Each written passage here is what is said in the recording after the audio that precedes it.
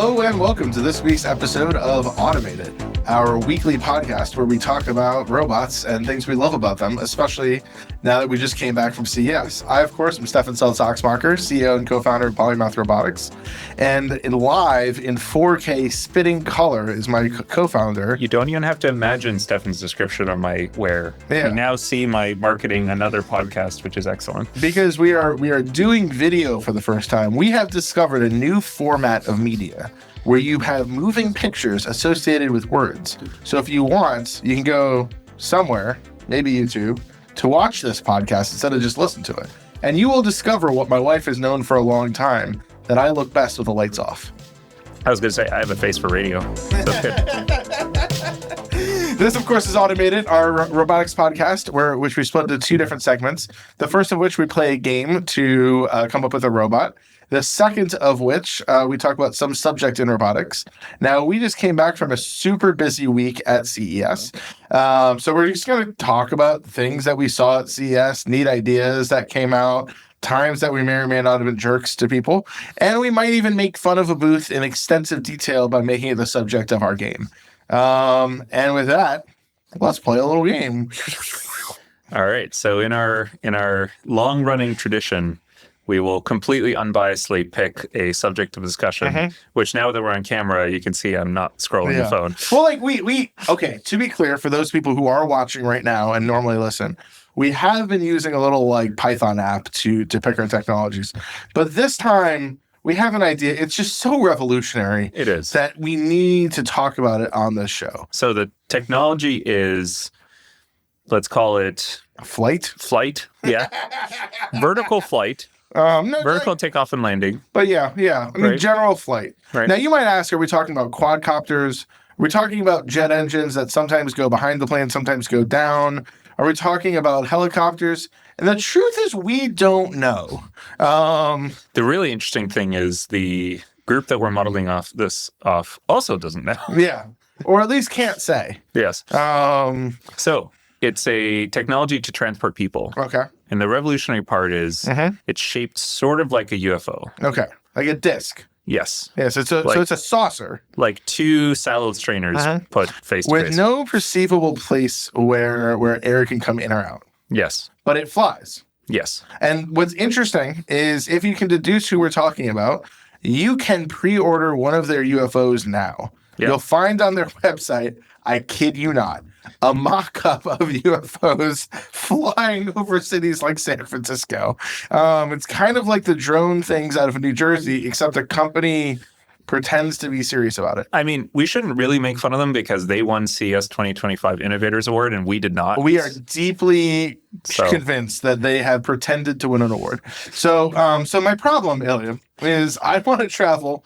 I want to move up to 600 pounds. Up to 300 miles with 20 minutes of charge time. And not only that, with more safety per propeller. This was a metric that we have to, I almost said have to be very clear about. Yeah, I feel like this is going off the rails because it's hard for us to pretend that this is a real thing. No, it's funny. Like, forget the particular technology. One of the main things we focused on the video is that you have different heights for different speeds of flight. Yeah. Which is a thing that... A lot of depth went into that in their promotional video. Right, which is like... 100 miles an hour at 40 feet off the ground. How aircraft work. Yeah. Right, like speed zones is a thing that the FAA enforces. Let me do something that the people were making fun of did not do. All right. So I can't remember, was it ion drives were all the rage a couple years ago? Similar, The idea that you could turn electricity into propulsion directly, I think just by throwing electrons, right? You strip electrons off of your medium, so air in this case, and then they get accelerated towards the opposite charge. So secretly, I built one of those. It's my project. I just worked on one. Along the way, I also solved cold fusion. Okay. In a very efficient way. So I have a box that weighs about 100 pounds. Okay. And will produce sufficient thrust to keep, let's say 1,200 pounds, including my 600-pound payload. The really fun part about ion drives in Earth atmosphere is that they actually have a theoretical limit to how much force they can output that you just can't exceed. Because the higher and higher you put the voltage to accelerate the air molecules faster and faster, Yep. the more you're just going to get lightning. Well, no, And we, if you fly generate, with lightning. No, but if you generate lightning between the two I don't know things, if you're aware of the album Ride the Lightning. Yeah, sure. That is what you'll be doing with our UFOs. No, but the problem is that, like, as soon as you generate lightning between your elements, you've no longer creating airflow. You're just creating plasma, which like doesn't give you any net Well, thrust. shoot the plasma down. Yeah, that's right. The other problem is that at a certain point, even before you get to that point, you stripped all possible electrons off your air, and you're just generating like ozone in like very large quantities. so if you're flying around a metropolitan area just spraying like industrial quantities of ozone at everybody below you, just dying. Yeah. There's just I take off from them all, and just, everyone is just stripped of oxygen and collapses dead. I mean, they're not dying, but I would worry about their long-term health effects of like, here's a bunch of free radicals going into your lungs. Like, okay, so I still have my fusion, my gold fusion reactor. Yeah. And I'm sucking air from the top, and I'm blowing it down to the bottom of my saucer. All right. And it's just a UFO that's creating like a cone of jet below me, and that's how I'm flying around. Yeah. So you're outputting 600 pounds, let's call it, plus or minus. Well, 1,200. 1,200, right? Right. And more than that to actually accelerate upwards of thrust in like what surface area? I mean, I'd say it's about the size of this room. Or maybe smaller. So like you're a small helicopter. Yeah. So, landing this in anybody's reasonable parking lot means blowing the pants off of anyone standing within 20 feet. Right? That's fine. That's how that's how helicopters work in Jurassic Park. You're going to be knocking over old people. Like dogs are going to get thrown off their leash. This is when you want to ride the Lightning. You do not bring old people along for the ride. You just have this is a strictly private helipad to get from one end of your mansion to the other end of your mansion. Problem. Yeah. So I think like. Our market, our total addressable market is the Kardashian family, and that's about it. Kardashian. Yeah, whatever. I don't keep up with these things. I think I'm more interested in selling to the Kardashians. Them too. I don't know which one's worse. One subjugated a whole population. The other are aliens in Star Trek. Yeah. All right, that's pretty good. So what will we call this great product? I don't know. It's sort of innovative, but we don't want to say innovation. We want to say like maybe like we mix up like invo. Yeah, maybe like motion in there. Invo motion. I wonder if we can in fact be sued by something that is clearly a rug pull. That being said, if you could figure out the name of the company that we're talking about, send us the URL. If we haven't told it to you already, I'll buy you something that annoys you. We'll send you a polymath t-shirt. Yeah, we'll send you a polymath t-shirt. Especially if you can come up with a theoretical framework through which it is not a scam. Like, even if it includes inventing cold fusion, if you can do a better job of making this a real company than we did, the faintest of hopes will be. Yeah, you'll get a t-shirt. All right. Cool. And with that being said, how's your CES, Ilya? Busy. Yeah. Busy. Very busy. I think you went into the week thinking, CES is dumb. Mine Expo all the way. We're never coming to this again. Yep. Yeah. I had low hopes. Yeah. And I came out with hopes high enough that I'm resigning myself to having to go again in 2026. Yeah, we actually, a friend of ours, a friend of the show, a friend of the company, does a sensor in ag and said, like, what's even the point of, like, it's a consumer electronics show. Yeah. I learned recently, or another friend told me that they stripped the word consumer. Now CES does not stand for anything. It's just CES. Yeah. Because of how much industrial stuff there is. And like a way to describe what our booth was like throughout the show is every like 30 to 45 minutes, some bigwig executive in something who could make our entire company a success would just like show up at our booth to talk for a while about what we could do together. Yeah. And that's cool. Like the mining show, it was, hey, here's a problem we have today that we want to buy something for. CES was more like, hey, I want to do something with 100,000 vehicles in 8 years. Would you guys want to work on that with us? Yeah. The answer was yes, by the way. I think at one point, either the founders or president or somebody related to like the Mouser Electronics Group showed up and just chatted with us for a while. Like, that was cool. Yeah. I don't know why. It's a pretty cool event. Very cool. So going from things that people might have read about, you want to talk about the Jensen announcement? Yeah. So basically, he was continues to be very, very stoked about autonomous driving. Yep. Which was weird to us a little bit. Yep. And also very excited about humanoids, but I'm not sure which one's which will come first. But the other thing is like he's very excited about specifically consumer-facing stuff like humanoids or personal cars or whatever, and just like completely ignoring all the industrial side. So he made an announcement that he thinks autonomous driving will be the first $1 trillion industry, forgetting the 12 to 15 trillion dollar ag industry that exists in the world, or I think $3 trillion in mining, maybe $2 to $3 trillion in defense. I would. I'm not sure if I'd make this bet, but I bet that there's more useful autonomous tractors today, even though that they're basically just staying in a straight line, than there are useful autonomous cars. Like by an order of magnitude at least. We had a person come by who appeared to be looking for board seats as just her job, I guess. And when we said we do autonomy for off-highway vehicles, she retorted that like, oh, that sounds like an interesting niche. Like this niche is like bigger than the internet. It's like all of natural resource extraction, right? Like all of agriculture, all of logistics. Sure, it's not advertising. It's just bigger than the thing that advertising is a part of. Yeah. So interesting niche. Yeah, it's quite a niche. We also had a great time at the Autonicast party. Thanks again to our good friends over there to Ask. I was, of course, bothering them about like, hey, Automated's been a successful show for a while. Like, how do we know when it's really been successful? And Ed Niedermeyer said, your podcast is successful when you plan a CES party and people show up.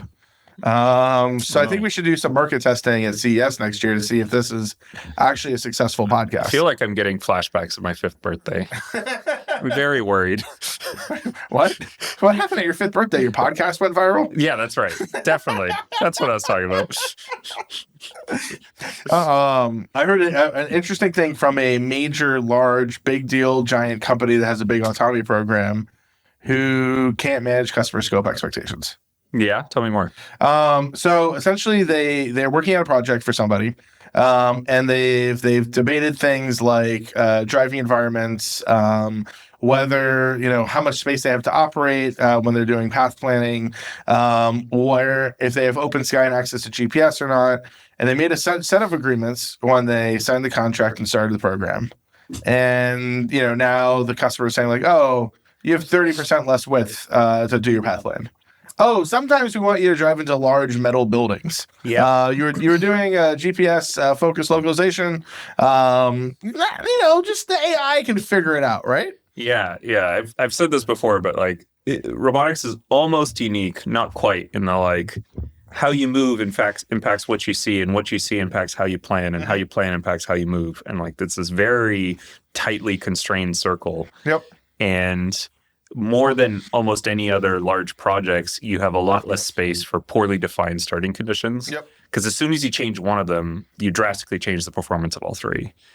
And yeah, I mean, that's happened to us. That's happened to a lot of groups.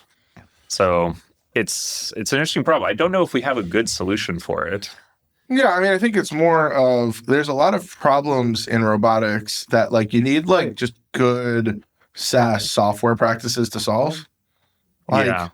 Like even if you're selling like enterprise DocuSign, if the initial prompt in like 2005 is that this works on a Windows computer, and you guys are 18 months into the project, and they're like, oh yeah, by the way, we want it to work on a Nokia smartphone now. Like, no, that's not how it works. Yeah. The enterprise software world has solved a bunch of these problems, but like robotics just isn't that mature.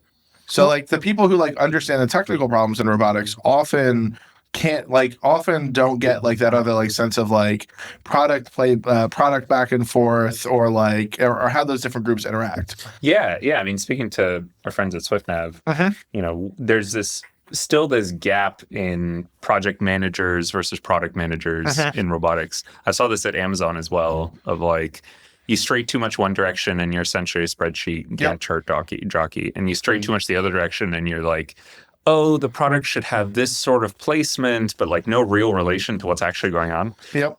And yeah, I had a really fun conversation on the airplane on the way back. with some of those folks, where the conversation was like, we have customer program managers who kind of gather requirements from the customer.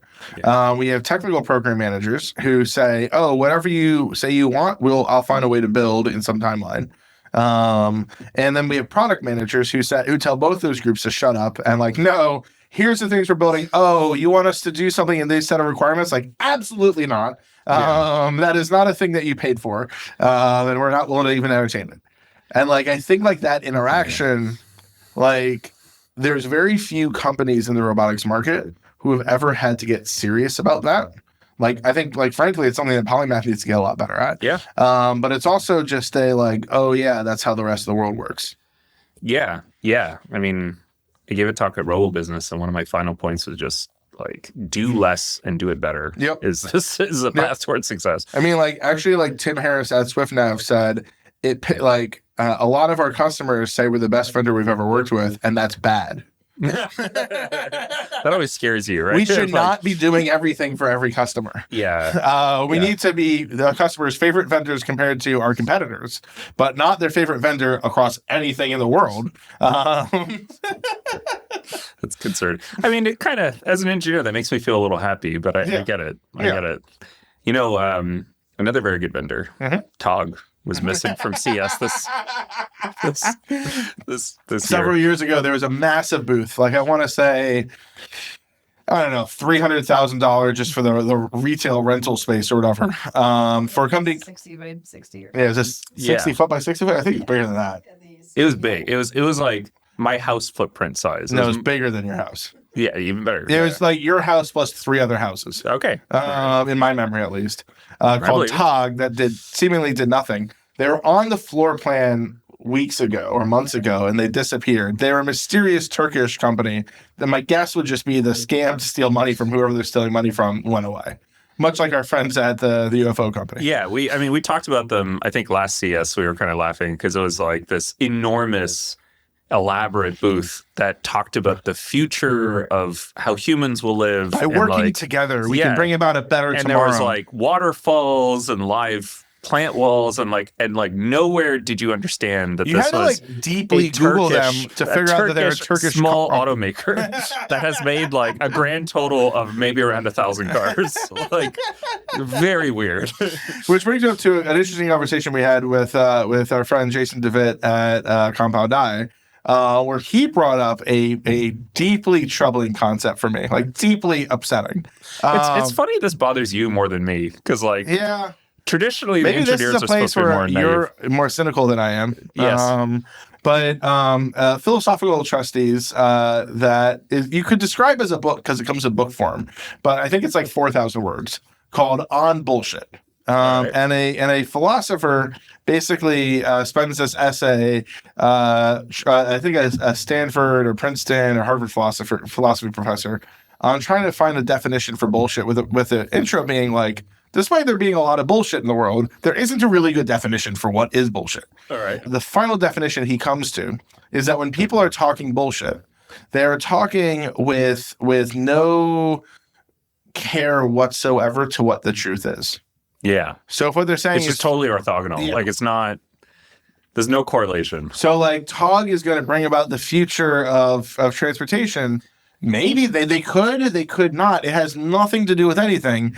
It's just like saying nice words. Mm-hmm. Another thing that's connects to another thing that I heard in kind of the time around this conference from a VC who said that basically to raise money as a VC from limited partners, you have to know what's going on in the Twitterverse. You have to know what's going on the big podcasts like, All In and whatever, and obviously Automated. And we're in number 10. Because when an LP asks a question about like, oh, what do you think about what Chamath or whatever his name is said in the last episode of All In, you have to know what he's referencing and have a response, which means you have to be a part of this kind of bullshit sphere that where people are just making noise. And that kind of creeps into everything. And like, I think this somewhat is descriptive of the world of frontier tech VC land, because it's almost like science by mob rule. Yeah. And like, if the Twitterverse thinks it's technically feasible, it must be fundable, even if no one in the Twitterverse technically understands what's going on. Yeah, and like I get the evolutionary pressure from a social context here too, right? Because totally, you I don't think there's any like individual bad actors. and if you like if you make polite noises and nod along, your results over the long term are much better than if you just like don't agree with the group. Because even if the group is insane, the stock price still goes up. And so like, who cares, and right? Tesla is a classic case, right? Like Tesla can remain insane longer than any short seller can remain solvent. Yeah. And like, it doesn't matter what the reality is. Yeah. I mean, I was actually like talking to someone, a robotics investor, around the same day where he asked me, like, we were talking about humanoids, and I gave kind of the standard automated spiel on humanoids. But then I had to end it with like, but listen, if you ignore everything that I just said and make a bunch of humanoid investments, you might 10 to 100x your money. Yeah. They're not going to ship. Yeah. Like, no one's going to own them. Yeah. But if you invest at a $10 million valuation or a $100 million valuation, there's a chance you can sell at $1 billion or a $10 billion valuation. Disconnected from the reality of the business. Like in a pool where the idiots coalesce, you can bet that there's going to be a bigger idiot. Yeah. That's right. Again, like you get the social pressure of it. It comes back to, our UFO friends. Yep. Like just down the hallway, there was another flying taxi group. Yep. And like, they're just as likely as the UFO guys to ever profitably run their company. But like, at least they're trying. Yeah. Like, at least they're coming up with some interesting aviation ideas. Right. They're coming up with some interesting power management ideas that have flown, and like they're designed to sound. And it's very similar for the humanoid stuff. But how do they do with safety divided by number of propellers? Awful. Just awful. They have like that was an propellers. Actual metric on the UFO company's booth. Yeah. Safety divided by number of propellers, where they were much better than helicopters or flying cars. Yeah, but it's like in the VC world, it doesn't matter if you invest in the humanoid that's going to end up shipping or winning the market. It just matters that your return is positive for your fund. And like, but also for some of the companies like that, you don't even need a return. If it looks like you get access to the cool deals, you look like a cool investor. Right. That's a good point. Even if the cool deals are bad deals. It's just deal flow. Yeah. It doesn't matter. I mean, and it keeps you top of mind to the LPs who might consider giving you more money. Yeah. And there's a flip side, because if you look on the large industrial side, there was this wave in the autonomous driving space, 5-10 years ago, let's call it. And now all of that hype has sort of died down. Yep. And now there's this delay action where the large manufacturers are starting to pull back. Yep.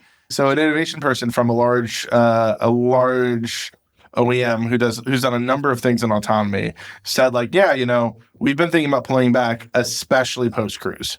Yeah. Like, especially post-cruise. And this is a company that, like, large autonomy groups depend on for partnership stuff, which I don't know if you realize that. Oh, yeah. No, I do. Yeah. Yeah. Across the way from us was a booth with a great slogan. Other random show notes. There's a decent Chinese contingent at CES, and given like Xi Jinping's lockdown on entrepreneurs who don't toe the party line, given the broader like smaller world for Chinese companies now that America is like pretty anti, there's a company whose booth was like catty corner from us with like prominently displayed the slogan that a victory without struggle is a triumph without glory, which I'm pretty sure comes from some official history of the Long March. Interestingly, they seem to be making nice batteries though. Yeah, cool looking batteries. Like a legit company. I don't know why they have weird slogans, but I'm sure that got someone some points. Yep. Though on that note, I heard an interesting theory about what's going on with Chinese automotive OEMs. Yeah, do tell. So if you haven't been following, the Chinese car companies are killing it. Yeah. They're making cool looking cars with great infotainment that honestly reasonably priced. That like low prices. Yeah. That like honestly, there's a reason the big American automotive companies are lobbying for tariffs against them. They would eat everyone's lunch. Yeah. Like they could kill every other car industry in the world by price and form factor.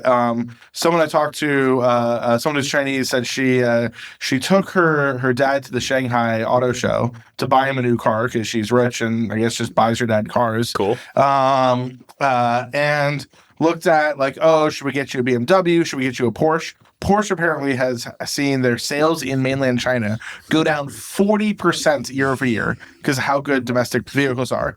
And the end result was, wow, the Chinese cars are better, are more enjoyable to be in, and are like a fifth the price. Yeah. Like, why buy one of these Porsches or BMWs who seem to hate us when we can buy this better thing? Yeah. And the theory that I heard was that essentially after Trump knocked Huawei out of the Western markets, Yeah. Huawei had 1,000 really good engineers who were supposed to work on telecom stuff who suddenly were twiddling their thumbs.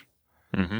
And Huawei said, hey, go build products for the Chinese automotive market. Yeah, for the infotainment stuff. Yep. Yeah. And that's why a lot of that stuff actually transfers surprisingly well. There's a lot of like real-time responsiveness stuff needed, and your car is not going to run a computer or a server. I mean, infotainment got so much better once like Apple and Google said, hey, you guys can have our scraps. And that's like the best infotainment in Western cars. It's even funnier than that. It's basically like, let us handle all the infotainment and just be a screen. And just like, the less you touch it, the better. Yeah, because you are terrible. And no one likes you. Yeah. Stop trying to sell upgrade CDs for your car's crappy GPS. Yeah. We'll just handle it. Yeah. And I think like that's interesting that there's probably this like wave of tier 1 and tier 2 suppliers for Chinese automotive who could also just like eat the lunch. Like, even if like Western countries are protectionist and keep out any like BYD car, they might not be able to keep out a infotainment company from infotainment solution from Qualcomm. Yeah, or from Huawei. We saw that a lot in our hall that we were in. There was a lot of like heads up displays coming up. There's a lot of organic panel LEDs for lights, see-through TVs for cars again. But the other cool one that I really liked was with headlights turning to LEDs. They're actually an array of LEDs through a lens. And they're using the same camera they're using for lane marking and detection or whatever. And as you're driving towards another car, they'll selectively turn off the LEDs so that the driver does not get blinded. And there was like 5 or 6 companies showing that. That's so cool. I really want to like mandate that for lifted trucks, but that's never going to pass. But like that was very cool. I saw it live. To say like the world could become better, like 15%. Yeah. Just like you're driving at night and this car is not trying to blind you. Yeah, that's pretty neat. We had another interesting story about a robotics company who we're also going to go out of our way to not say anything descriptive of, who raised a bunch of money at a good valuation pre-product. Yeah. Multiple rounds, exciting. They have since launched, and business is going great. Like business is like commendable and amazing, and awesome. Anything more I could say would run the risk of saying who they are. Yeah. Raise it down round. Fantastic. And like I think a significant cut. Oh boy. Yeah. And like I think I don't know how to rationalize this jump between companies who are in hype mode and reasonable mode, but that is shocking. I mean, isn't there always that old saying that like the best amount of money you can make is all of it for VC funding, and the second best amount is none because you just have the potential of making all of it. From our good friends Mike Judge and Alec something. Yeah, exactly. Who Silicon Valley. Like that is. I think there's a weird thing that like probably we're stuck in that like we are making enough money that we need to just wait till we make some more. I mean, we're having reasonably good success. Yeah, good financials. But still, like shocking that is a reality. Yeah. Like absolutely shocking. It's probably a statement of the moment, statement of a number of things, but yeah. You saw a lot of sensors. I continue to think we are post-peak LiDAR. Yeah. Oh, yeah, for sure. Yeah. For sure. Yeah. And again, we talked about this, 12 months ago on the same podcast of like, last CES, I felt that every third booth was a LiDAR company, and they're all identical. Like there's no differentiating between them. They all had the same price point, plus or minus $20, and like identical. It was a lot less of that this year. Even in the booths that I visited last year that were big and excessive were either missing completely or had like one table. Like everybody downscaled. But the stuff that I did see was that a lot more companies are doing more innovative form factors for LiDAR. Mm-hmm. These little golf ball sized dome LiDARs, like everybody's starting to make those for good blind spot detection. I'm excited to try out some of those. The prices are all going down. And in general, it seems like the market's getting a little commoditized. Mm-hmm. Where these little ball LiDARs, I would expect it to be, $4,000 or $5,000, and they're like $1,500. Yeah. So they're really coming down. They're getting miniaturized. They're getting more efficient. So that's very exciting. We did a whole talk with our partner at Hesai's booth to take a look at some of their stuff. Yep. And I believe if you go onto our LinkedIn or even TikTok, we have a TikTok. Yeah, look at that. For all your TikToking needs, Polymath Robotics. Oh yeah. We're the content creators your teenage daughter do not like. I just want the audience to know that the video I output outperformed the video Stefan output. Just so you know. Yep, I just don't have a face for TikTok. Yeah, that's okay. However, I'm going to start. Not enough filters. I'm going to start doing all of my TikToks for Polymath while doing a dance routine. You do it, man. Yeah. That was perform well. We do Marketing has bought into this plan. We already have multiple GIFs on our internal company Slack of Stefan doing random dances. Yep. So this will only go well. Technically skillful and almost a little sensual. That's right. Getting back to LiDARs. Same subject. That's right. Just more or less points.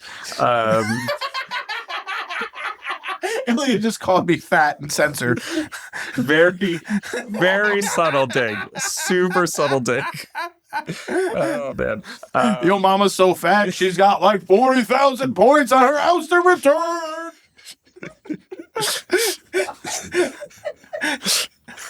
Am I cool yet? Very. Yeah. Very. By the arbiter of coolness, Absolute number. Yeah. But yeah, no, the other exciting thing I'm seeing is this, like, I don't know what to call it, second, third, maybe fourth generation LiDAR tech that's coming along. Some of it's continuous wave, some of it's pulsed wave. There's different technologies coming on board. But all it means is that the tech is getting miniaturized, where the emitter, the receiver, the optical front end, the filters, all of it is on one chip. So if you open any LiDAR, even like quote unquote solid state LiDARs up until now, if you pop them open, you'll generally have like 4 or 5 big discrete chips. And it's like emitter array, receiver array, filter array, processing array, and like there you go. There's companies now that are outputting like one chip that does literally everything on board. Which is exciting for miniaturization reasons and power consumption reasons, but also actually for accuracy. Yep. So the kind of rule of thumb if you're doing amplifiers is the closer you are to your source, the more you amplify a clean signal, the better a clean signal comes out, obviously, right? Like if you're amplifying a noisy signal, you get more noise. Big spread. So if you can put everything on the same chip controlled by the same DACs and the same amplifier stage, you get a much nicer, cleaner signal. So what we're seeing is companies that are by doing that and by selecting a slightly different wavelength, which historically has been more difficult to produce high power lasers for, you can see further and you can see through dust, you can see through water vapor. And again, there's a video up on LinkedIn talking to the group that's doing this LidWave, but their stuff, they showed me some demos where they're in a garage that was completely full of fog, and optically all you see is fog. Classical LiDAR, all you see is fog, and with their LiDAR, you see like a person on a moped zipping around and a car zipping around, and like it's great. It's That's really, cool. really, really interesting. That's cool. And again, not terribly expensive. Yeah. Right. Being miniaturized, being on one piece means they're not looking at multi-unit calibration per piece. They're not looking at multi-lens assemblies. They're not looking at all this complex kind of calibration and assembly processes. They're just one piece. So smaller, cheaper. Yeah. And they're not the only group doing it. There's another few, but that's very, very exciting. I'm very, very excited to start deploying those. They're solid state too, right? There's nothing spinning.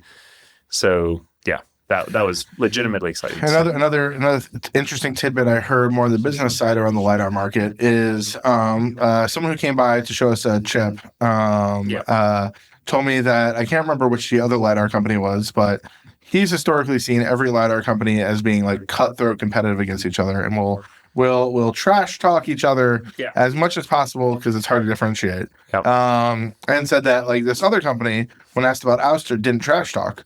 And the reason why was, Ouster is now focusing on off-highway. Yeah. Ouster is now, more focused on selling to markets that do not have to be on public roads than the folks who are doing the directional stuff. And I mean, we've seen the die down of the autonomous car hype, right? Yep. There was still some autonomous car talk at the conference, but way less. There were some groups talking about AI and vision and whatever, but it was around the margins and details. It was not the core centerpiece. I did hear an interesting argument about AI for on-road vehicles. I think you're in the same table.